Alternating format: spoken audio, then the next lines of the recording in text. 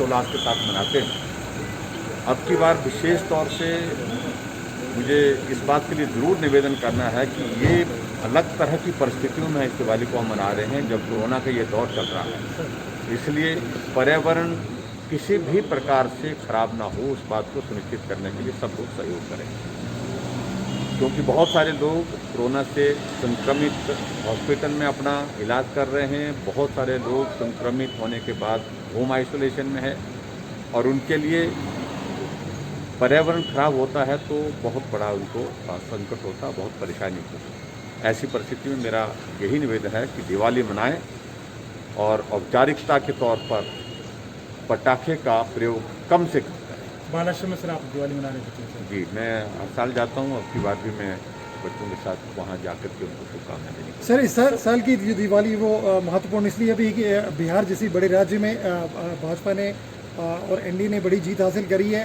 इस पूरी जीत को किस तरह से देखते हैं और जिस तरह से प्रधानमंत्री नरेंद्र मोदी ने हिमाचल के जगत प्रकाश नड्डा की पीठ थपथपाई है, उनको बड़ी जीत के लिए मतलब प्रेरित किया है, तो आप इस पूरे घटनाक्रम को खासकर हिमाचल के लिहाज से कैसे देखते हैं? मुझे इस बात की बहुत प्रसन्नता है कि बिहार एनडीए के पास था, फिर एनडीए के पास अब इस चुनाव के बाद आ गया है और ख़ास तौर से मैं बधाई देना चाहता हूँ आदरणीय प्रधानमंत्री नरेंद्र भाई मोदी जी को, उनके नेतृत्व को, और उनके साथ साथ में हमारे हिमाचल प्रदेश के हमारे पार्टी के कार्यकर्ता और राष्ट्रीय स्तर पर पार्टी के हमारे सम्मानीय अध्यक्ष जगत प्रकाश नड्डा जी ने जिस प्रकार से वहाँ पर मेहनत की, जिस प्रकार से सारे प्लान को एक शेप दी और उसमें एक शानदार जीत, और जिसमें बहुत सारे लोगों को उम्मीद नहीं थी, उम्मीद से बढ़ करके हमने जो है वहाँ पर परफॉर्म किया है, और इसके लिए मैं नड्डा जी को भी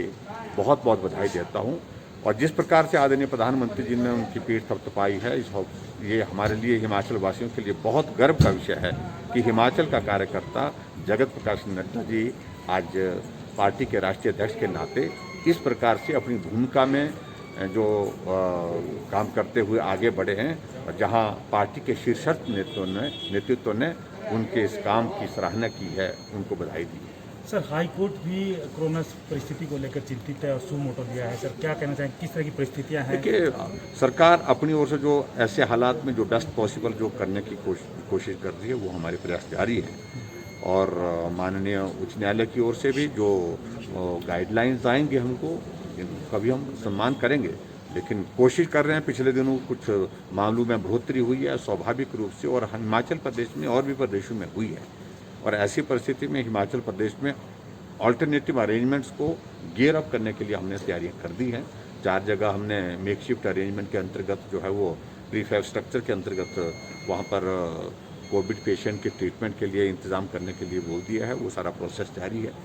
और मैं समझता हूँ कि फिर भी इस परिस्थिति में अगर हम देखें तो बहुत सावधान होकर के हमको काम करने की आवश्यकता है। ख़ासतौर से ये दिवाली और दिवाली के साथ साथ में बहुत सारे त्यौहार दशहरा था, दशहरे के बाद ये हमारे शादियों का, इन सारी चीज़ों के सोशल गैदरिंग्स की वजह से जो कुछ मामलों में बढ़ोतरी हुई है, और इसको हमको गंभीरता से लेना चाहिए। सर विपक्ष का ये भी कहना है कि जो टूरिस्ट खोले गए हैं, सीमाएं खोली गई, स्कूल खोले गए, इससे थोड़ा और बढ़ गया कोरोना। सर माने में सर ये बात नहीं नज़दीक है क्या इस बात की? देखिए, मैं समझता हूँ कि स्कूल तो अभी खोले, कोरोना की बढ़ोतरी काफ़ी दिन पहले उससे पहले शुरू हुई थी, और जैसे उसमें भी हमको लगा कि भी इसमें भी नंबर आ रहा है, क्योंकि बहुत सारे कारण हैं उसमें, उन सारी चीज़ों में नहीं जा कर के मैं इतना महसूस करता हूँ कि ऐसी परिस्थिति में फिलहाल जो हमने निर्णय लिया कि हमने 25 तारीख तक बंद करना, ये उचित है।